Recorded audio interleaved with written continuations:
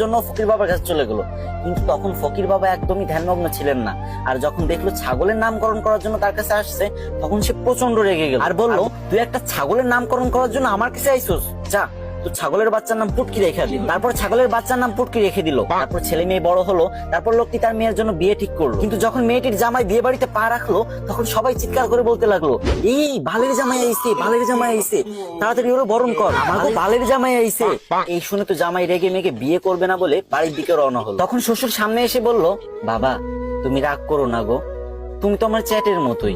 এটা শুনে তো জামাই আরো রেগে গেল আর বিয়ে করবে না বলে আবারও বাড়ির দিকে রওনা হলো। ঠিক তখন শ্বশুর মশাই এসে জামাইয়ের হাত ধরে বলল, বাবা ও বাবা, তুমি আমার পুটকির এক টুকরা মাংস না খেয়ে কোথাও যেতে পারবা না বাবা। এই কথা শুনে জামাই বেহুশ। আর আমি জানি আপনি এখন হা হা করে হাসতেছেন আর এটা ভাবতেছেন যে আমি ভিডিও করার সময় হাসলাম না কেন। আরে ভাই, দুইটা বড় বড় লাইটের সামনে ভিডিও করার যে গরম সহ্য করা যায় না ভাই।